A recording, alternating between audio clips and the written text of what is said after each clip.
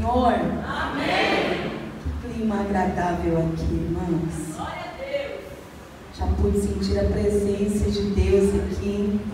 Estava falando com a bispa hoje.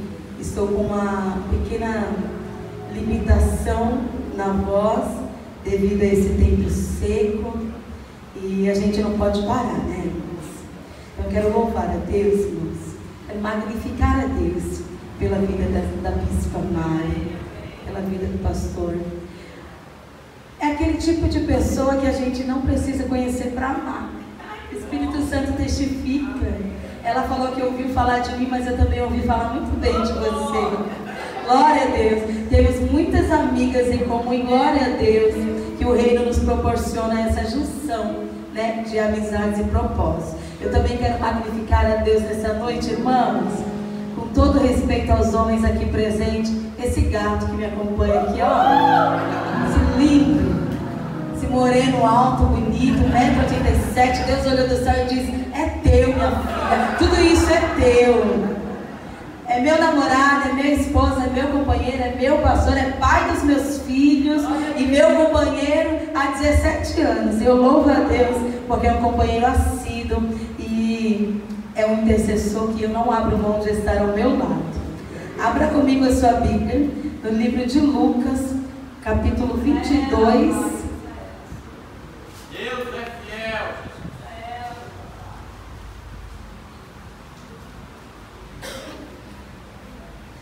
Amados, eu sei que o tema da campanha é queda de muralhas. Obrigada. E eu sei também que eu estou finalizando. Então, por ser fim de campanha, vai englobar a queda de muralhas, mas eu quero seguir diretrizes de Deus aqui nessa noite, naquilo que Deus ministrar ao meu coração. E dentro de uma mensagem cristocêntrica, eu quero falar com você acerca dos seus limites e acerca do propósito de Deus que está acima dos seus limites. Amém? Lucas capítulo 22 está intitulado assim: Jesus no Getsemane. A partir do versículo 42 está escrito assim: dizendo: Pai, se queres, passa de mim este cálice, todavia não se faça a minha vontade, mas a tua. E apareceu-lhe um anjo do céu que o confortava. E posto em agonia, orava mais intensamente, o seu suor tornou-se em grandes gotas de sangue que corriam até o chão. E levantando-se da oração, foi ter com seus discípulos e achou-os dormindo de tristeza. E disse-lhes: por que estáis dormindo? Levantai-vos e orai, para que não entreis em tentação. Amém? Pode se assentar, glorificando e exaltando ao nome do Senhor, que está aqui, que já foi de uma forma bastante devida, exaltado, enaltecido e glorificado. Já pude sentir a presença dele aqui nesta noite. Glória a Deus. Nós estamos diante de uma narrativa bíblica aonde Jesus, ele vem de uma sequência de fatos importantes nesta noite. Ele passa pela última Páscoa, a ceia, o último instante com seus discípulos, e a sua natureza divina já lhe permitia saber de que forma seria esta noite para a sua vida. A sua natureza divina já lhe permitia saber que naquela noite ele passaria por Anás, Caifás e Siné, chegaria até Pilatos, receberia a condenação de cruz, percorreria o caminho do Gólgota, até se ofertar na cruz do Calvário e morrer para que nós tivéssemos a oportunidade de estarmos aqui nessa noite tributando a Ele. Então Jesus, ele já vem uma noite difícil, porque no momento em que ele está reunido com seus discípulos, o peso físico, o peso emocional e o peso espiritual da cruz já começa a pesar nos ombros de Jesus, quando ele está reunido com seus discípulos, sabendo que dentre eles um havia de traí-lo e entregá-lo, e outro havia de negá-lo. Então a pressão física, psicológica e emocional naquela noite para o nosso Senhor já era muito grande. Então quando ele chega no Getsemane, que quer dizer prensa de azeite, quando ele chega no Getsemane para orar, orar com os seus discípulos, ele está angustiado, ele está no auge do seu limite. No livro de João, capítulo 18, verso 1 e 2, a Bíblia nos informa que Judas conhecia bem este horto, esse jardim de oliveiras, porque era o hábito de Jesus se retirar para orar com seus discípulos no jardim das oliveiras, no Getsemane. Então a Bíblia nos informa que Judas conhecia bem o ambiente, conhecia bem o lugar. E nessa noite, Jesus ele está angustiado, ele sente a necessidade de conectar-se com Deus por intermédio da oração. E ninguém melhor do que o nosso Jesus, que fundamentou em atitudes a importância da conexão com os céus por intermédio da oração. E essa continua sendo a melhor e maior conexão para nós obtermos com Deus, que é por intermédio do diálogo, é por intermédio da oração. E naquela noite Jesus ele está angustiado, ele está entristecido, então ele sente a necessidade da conexão com Deus e da oração. E ele chega no Getsemane esgotado, ele chega no Getsemane no limite, ele chega no Getsemane achando que não vai conseguir dar continuidade ao propósito de cruz. Ele chega no Getsemane pensando que ele não vai dar conta de continuar. E eu já quero abrir parênteses aqui para dizer que o teu limite não altera o propósito de Deus para a sua vida. O teu limite não altera o propósito de Deus para a sua história. Esse Jesus que chega no Getsemane para orar e para falar com Deus, e que chega a tentar apresentar a existência a Deus orando: Pai, se possível, passa de mim este cálice. Nesse momento ele pensou em abrir mão da cruz. Nesse momento ele pensou que não conseguiria continuar. Esse Jesus ele foi prometido. No livro de Gênesis, capítulo 3, versículo 15, a Bíblia nos informa: e porém inimizade entre ti e a mulher, e a tua semente, a sua semente, e esta lhe ferirá a cabeça, e tu lhe ferirás o calcanhar. Esse Jesus ele foi prometido. No livro de Mateus, capítulo 1, versículo de número 23, a Bíblia nos informa: eis que a virgem conceberá e dará à luz a um filho, e o seu nome será Emanuel, que traduzido quer dizer Deus conosco. Esse Jesus ele foi profetizado no livro do profeta messiânico Isaías, capítulo 7, versículo 14. A Bíblia nos informa: portanto, o mesmo Senhor nos dará um sinal, que uma virgem conceberá e dará à luz a um filho, e o seu nome será Emanuel. Esse Jesus foi profetizado no livro do profeta messiânico Isaías, capítulo 9, versículo 6. A Bíblia nos informa: um menino nos nasceu e um filho se nos deu, e o principado está sobre os seus ombros, e o seu nome será Maravilhoso, Conselheiro, Deus Forte, Pai da Eternidade e Príncipe da Paz. Ele foi anunciado pelo anjo Gabriel. No livro de Lucas, capítulo 1, versículo de número 31, a Bíblia nos informa: eis que do teu ventre tu conceberá e dará à luz a um filho, e porás o nome de Jesus. Ele foi confirmado pela boca de um anjo. No livro de Mateus, capítulo 1, versículo de número 20 e 21, a Bíblia nos informa: e aconteceu que, projetando José isso no seu coração, lhe apareceu um anjo em sonho e lhe disse: José, filho de Davi, não temas em receber Maria como tua mulher, porque o que nela está é gerado do Espírito Santo. Ela vai dar à luz a um filho, o seu nome será Jesus, e ele virá para salvar o seu povo de todos os seus pecados. Ele foi criado por pastores. No livro de Lucas, capítulo 2, versículo 15, a Bíblia nos informa: e aconteceu que, ausentando-se dele os anjos aos céus, disseram os pastores uns aos outros: vamos, pois, até Belém, vejamos isso que aconteceu e que o Senhor nos fez saber. Ele foi testemunhado pelo apóstolo Paulo. No livro de Gálatas, capítulo 4, versículo 4, a Bíblia nos informa: mas vindo a plenitude do tempo, o Senhor nos deu um filho nascido de mulher e nascido sob a lei, para remir os que estavam debaixo da lei, a fim de nós recebemos a adoção de filhos. É sobre esse Jesus que eu vim pregar aqui nessa noite.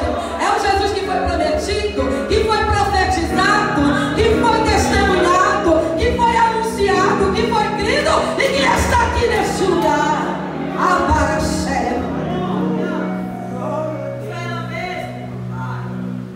No livro de Mateus, capítulo 26, versículos 67 e 68, a Bíblia nos informa que quando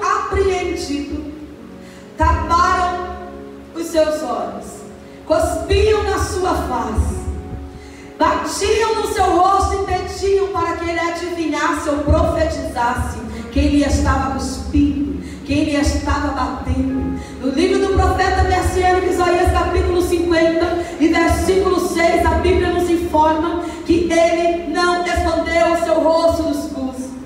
No livro de Mateus capítulo 27, versículo 29 e 30, a Bíblia nos informa que desceram uma coroa de espinhos e que pegaram uma cana de açúcar e que depositaram essa coroa de espinhos sobre a sua cabeça e que com essa cana de açúcar batiam. Tudo isso Jesus passou por mim e por você. No livro de João capítulo 20, versículo de número 27, a Bíblia nos comprova. Ele não foi suspenso, ele não foi pendurado, mas ele teve prego nas mãos, prego nos pés. Tudo isso por amor a mim e por amor a você.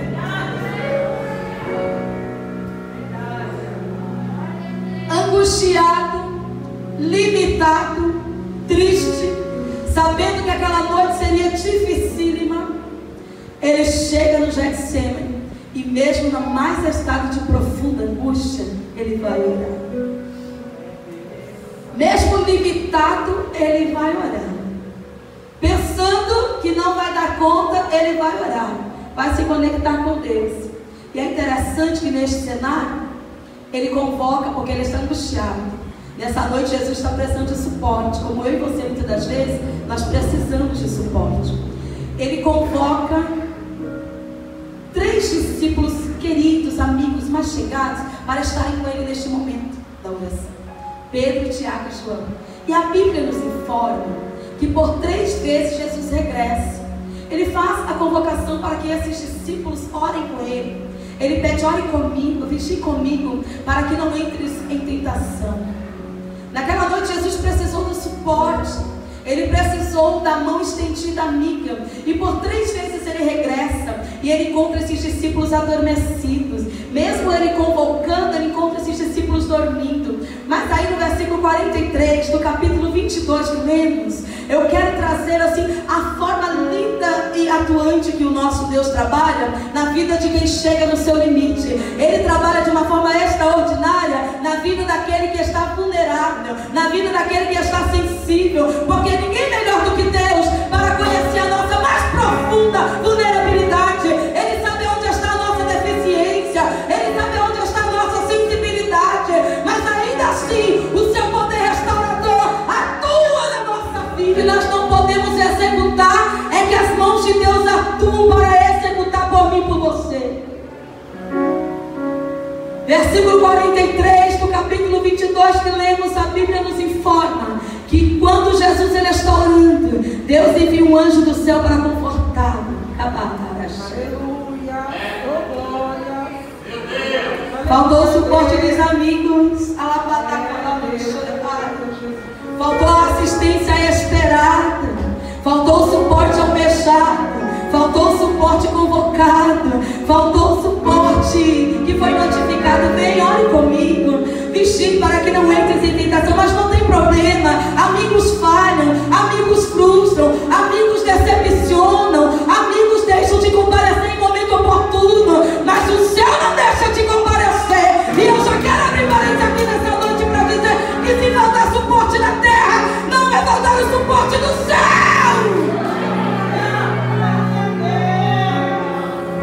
Faltou o suporte dos amigos chegar, mas não faltou o suporte do céu. E Deus está dizendo aqui nessa noite: ei, se faltar a mão humana estendida, o céu está alabaixo. Está sobre a tua vida, está sobre a tua história. Se faltar o suporte esperado, Deus não vai deixar de comparecer no momento oportuno. Deus não vai deixar de comparecer para lhe prestar assistência, para lhe apoiar. Tem um céu sobre a sua vida, tem um céu sobre a sua família, tem um céu sobre a sua história, tem um céu sobre você. Eu vou me deter em 3 versículos bíblicos para transmitir a mensagem de Deus essa noite. No versículo 44 do capítulo 22 que lemos, Lucas faz uma descrição do que acontece com Jesus neste cenário. E apenas Lucas descreve o que aconteceu com Jesus E eu acredito que por ser clínico, médico, ele atesta no versículo 44, que enquanto Jesus está intensificando as suas orações, o seu suor tornou-se em gotas de sangue, escorreu até o chão. E eu acredito que Lucas, ele faz essa descrição por ser clínico, médico.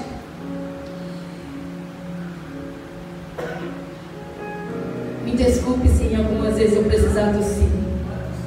É a sensibilidade da garganta, devido ao tempo seco. E Lucas escreve no versículo 44 que Jesus suou sangue. Para a ciência, este fenômeno atende pelo nome de hematidrose. O que vem a ser hematidrose? É o rompimento das veias finíssimas, capilares, que atende pelo nome de sudoriparas. E quando essas veias se rompem? Por que essas veias se rompem?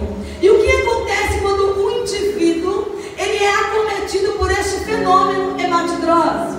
Por que Jesus está no Getsemane e ele foi acometido por este fenômeno? Por que suas veias finíssimas sudoriparas foram rompidas? E ele suou sangue, o seu suor foi anexado ao sangue. Para a ciência, este fenômeno raríssimo só acontece quando o indivíduo está no seu estágio máximo de suportar qualquer coisa possível.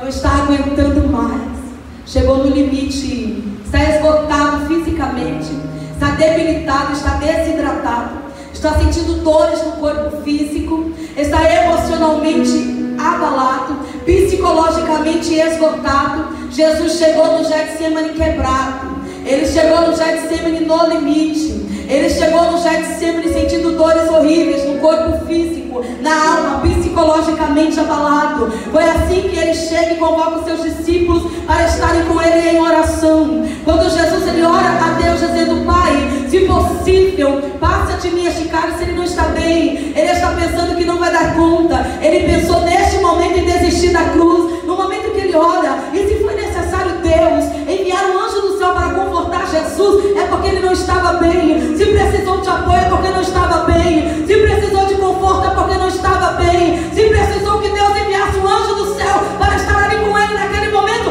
é porque era um momento difícil. E eu vou pegar 3 versículos da Bíblia, 3 afirmativas do que acontece com Jesus, para transmitir o que Deus colocou no meu coração. Ele está no Getsemane, lugar de prensa de azeite, jardim das oliveiras. Eu pego este versículo 44 do capítulo 22, onde Lucas expressa que no momento que ele intensifica as suas orações, o seu suor transformou-se em gotas de sangue. Eu pego o versículo do livro do profeta messiânico Isaías, capítulo 53, versículo 5, onde ele expressa que o Senhor foi ferido pelas nossas transgressões, moídos pelas nossas iniquidades. O castigo que nos trouxe a paz estava sobre ele, e por suas pisaduras fomos sarados. O castigo que nos traz a paz estava sobre ele, e por suas pisaduras fomos sarados. Eu pego uma afirmativa do salmista Davi, no livro de Salmos, número 52, versículo 8, onde ele faz uma expressão, pastor, dizendo: eu sou como a oliveira verde na casa do meu Deus. Eu confio nas suas misericórdias para sempre e eternamente. O salmista está dizendo: eu sou como a oliveira verde na casa do meu Deus. O profeta messiânico está dizendo: ele foi ferido, ele foi moído. E o doutor Lucas está atestando: ele suou sangue, ele teve as suas veias rompidas no Getsemane. E eu entro na mensagem agora.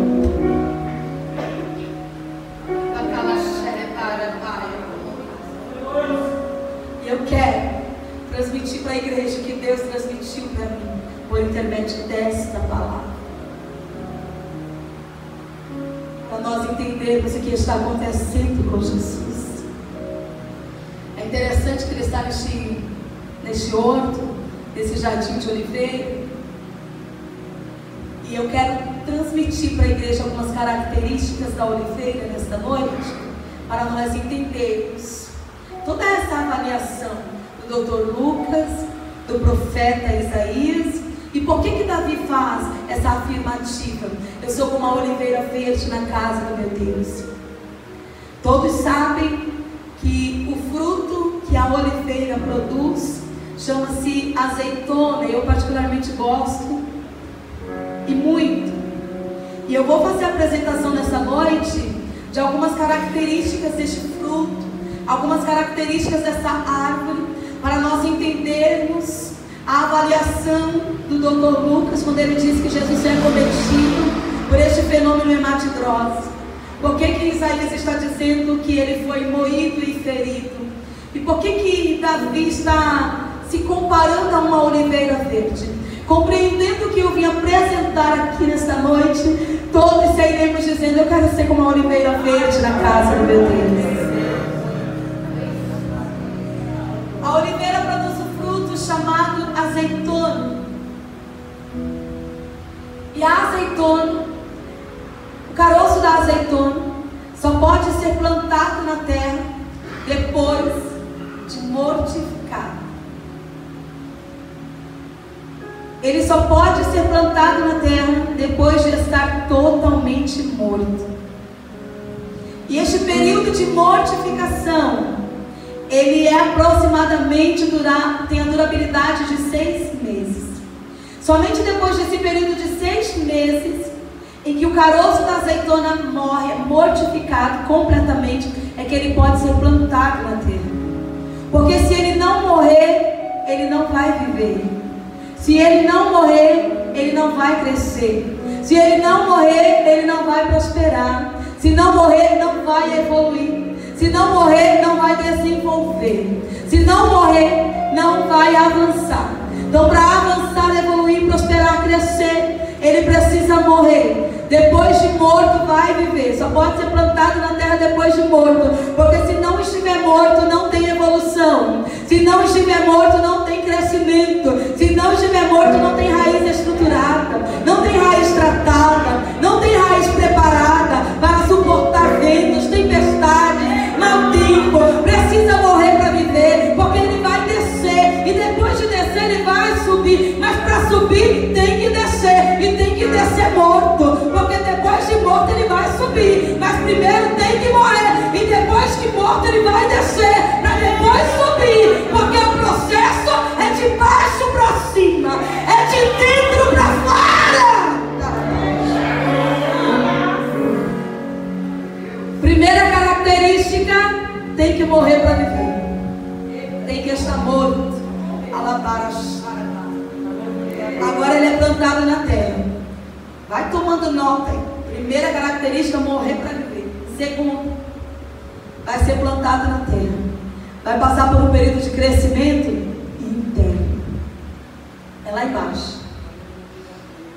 As raízes da oliveira, elas chegam a crescer aproximadamente a 7 metros debaixo da terra.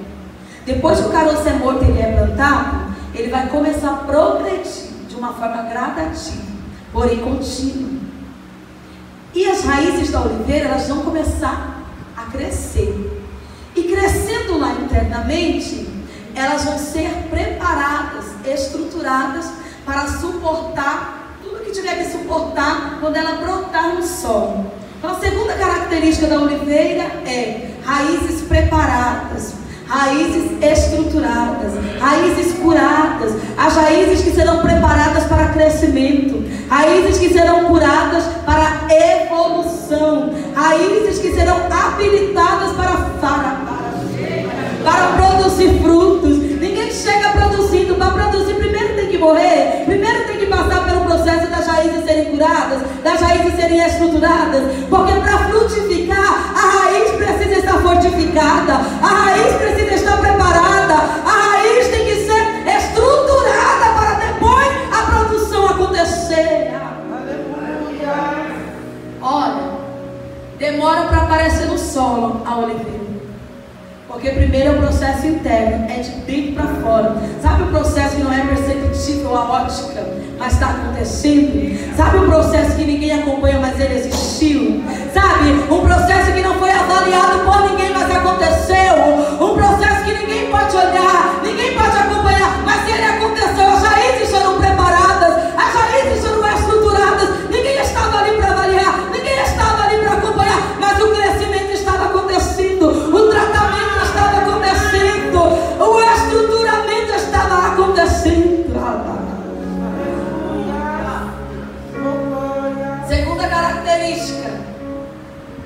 Depois que acontece toda essa evolução na raiz, brota na terra. Demora para aparecer. Porque primeiro tem que desaparecer para aparecer. Primeiro tem que morrer para viver. Primeiro tem que ser curado, tratado e preparado. Aí sim, está habilitado para aparecer, vai aparecer. E sabe o que acontece quando a oliveira brota na terra?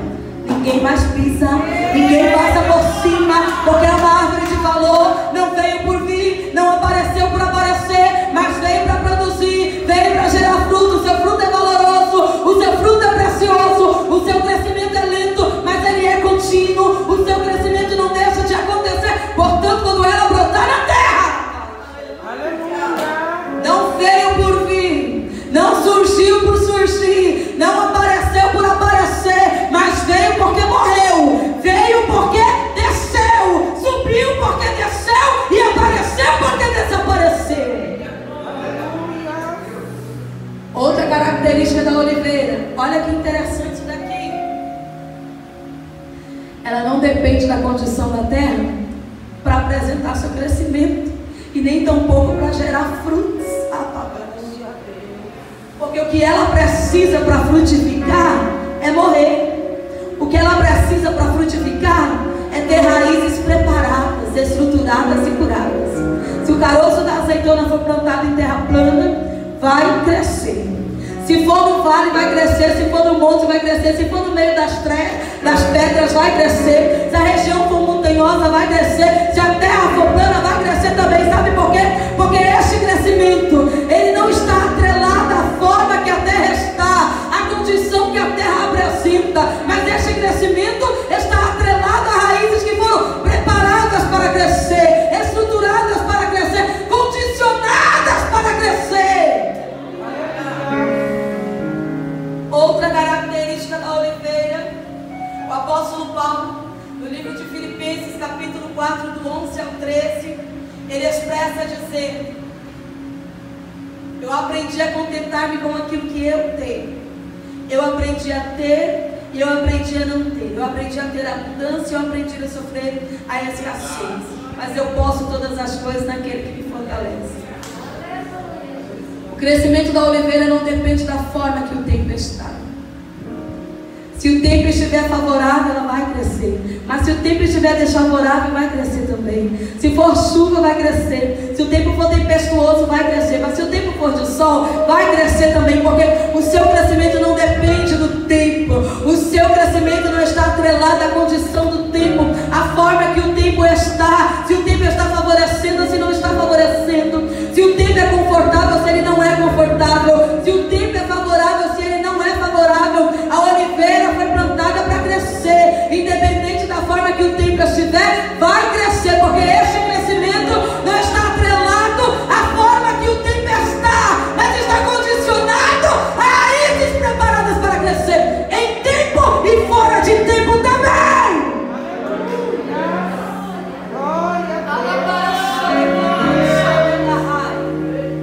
Outra característica da oliveira, depois do processo gradativo, desde o caroço até as raízes preparadas, brotar na terra, não está condicionada à forma que a terra está, nem à forma que o tempo está. Agora ela vai produzir folhagens, vai florescer, folhagens vistosas. E quando ela floresce, quando ela apresenta folhagens, e diz que a oliveira, ela tem vivência de até 2000 anos aproximadamente, e que até mesmo a oliveira adoecida, ela se recupera, ela se restabelece, ela se recompõe, porque as suas raízes são firmadas, porque as suas raízes são estruturadas. Se adoecer, ela não vai deixar de evoluir porque ficou doente. Jó escreveu no capítulo 14, versículo 7, que há esperança para a árvore cortada. Ela se levantará e se renovará, e não cessarão os seus renovos. Se a oliveira for descevada, ela brota de novo, porque as raízes têm crescimento interno, as raízes têm preparo para ser cortada, têm preparo para ser descevada. Se for descevada, se for cortada, vai crescer de novo, vai brotar de novo.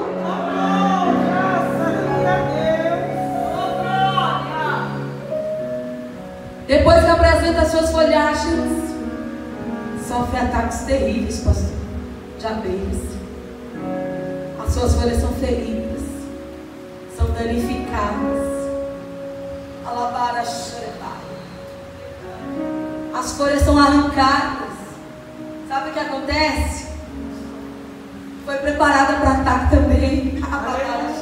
As raízes passaram por preparo para sofrer ataque também. As raízes foram estruturadas para sofrer danos também. As raízes foram preparadas para ferimentos também. Pode vir os ataques, não tem problema. Vai crescer de novo, vai brotar de novo, vai aparecer de novo, porque não apareceu para desaparecer. Não é ataque que vai fazer com que a oliveira seja dissipada. Não é os ataques, os danos, os ferimentos que vai fazer com que ela desapareça, porque as suas raízes foram preparadas para aparecer, para produzir, para crescer e vai produzir.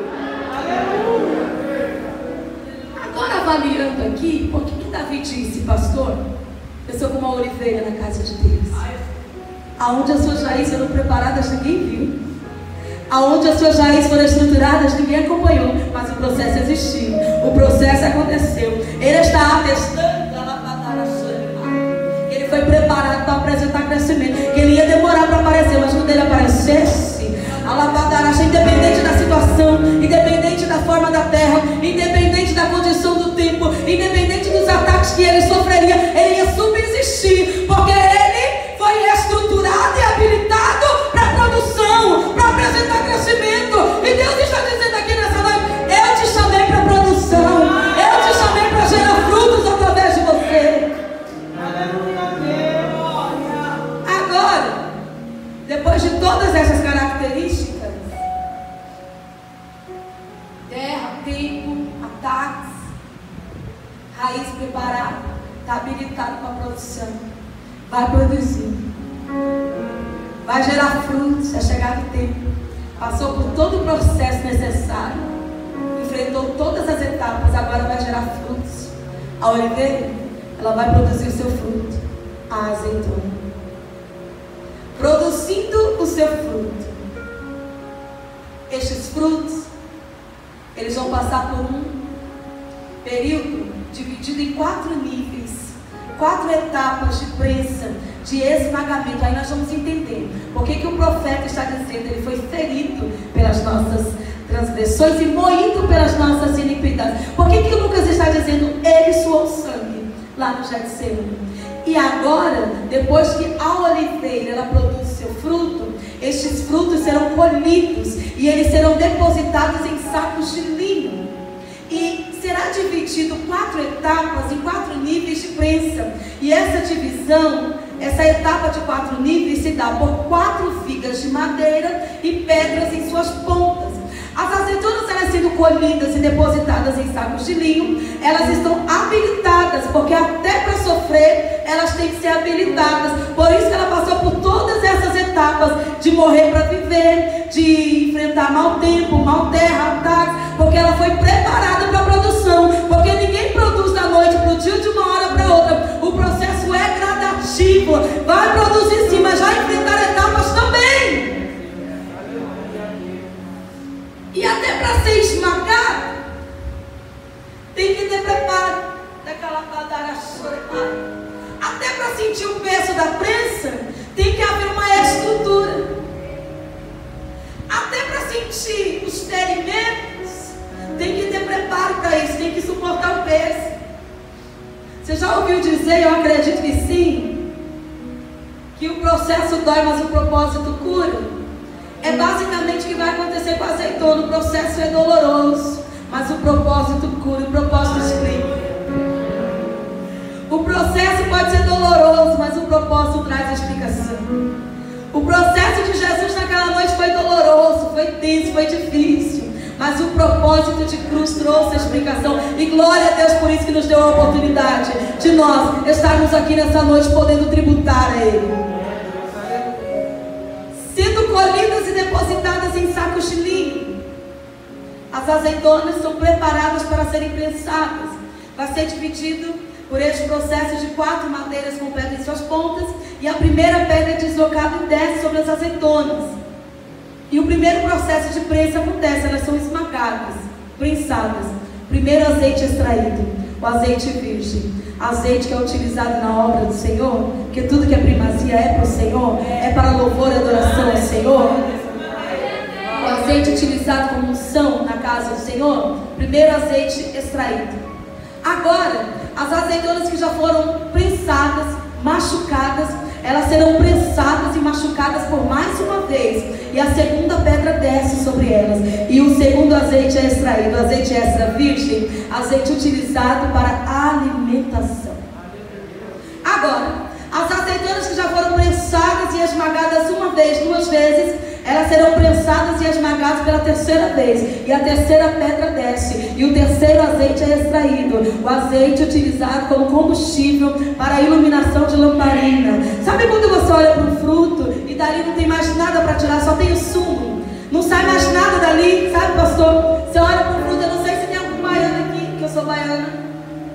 Eu acho que a única casca de fruta que eu não como é de banana e melancia, porque eu como tudo, até o caroço. Meus filhos falam, mãe, eu como tudo. Por isso que eu sou gordinha.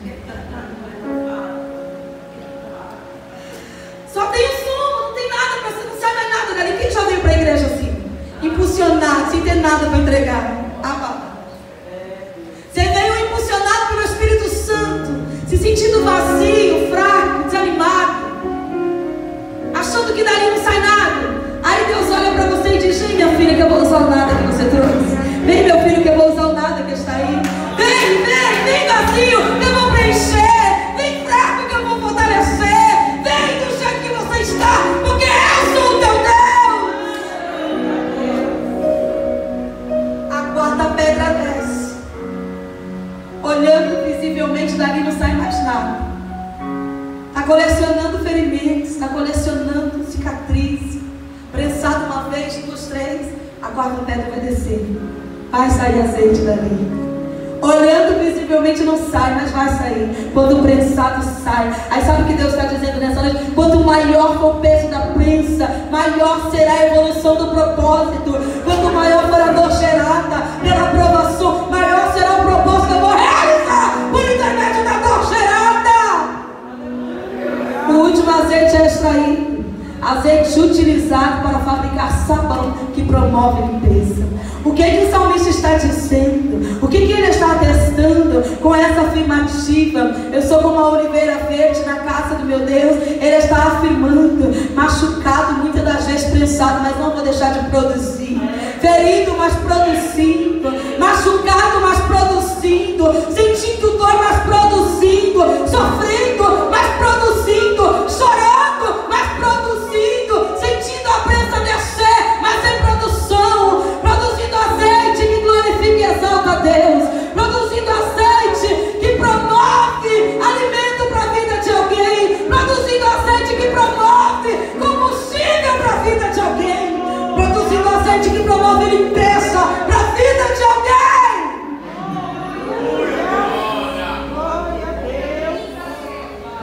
Eu caminho para a conclusão, dizendo: nós somos feitos de um material que se quebra. Nós somos vasos de barro. Esse material se quebra e existem situações que elas nos quebram em 1000 pedaços. Mas esse material que nos compõe, ele pode se decompor, mas nas mãos do oleiro ele se recompõe. Jesus chega no Getsemane quebrado. Ele chega no Getsemane em pedaços. Ele chega no Getsemane achando que não vai dar para ir adiante, que não vai conseguir seguir adiante. Mas ele chega no Getsemane para conectar-se com Deus. Ele chega no Getsemane para falar com o oleiro. A oleira intervém quando nós estamos quebrados, pastor. Quando nós estamos em pedaços, aí a interferência do oleiro acontece. E quando o oleiro interfere, ele faz com que a gente se recomponha. Ele junta os pedaços de novo. Ele faz o vaso de... Se o vaso caiu, ele pega nas mãos, ele modela de novo. Ele recompõe, ele coloca de pé, ele reposiciona de novo. E eu concluo dizendo que todos nós temos os nossos momentos de Getsemane. Observamos a singularidade deste cenário para Jesus. Ele desejou estar acompanhado com 3 amigos. Mas este cenário, a permissão foi ele, a presença de um anjo de Deus. Existem situações em nossas vidas que nós desejamos apoio de pessoas e junção de pessoas para estar aí conosco. Mas tem momentos que o cenário é singular, é individual.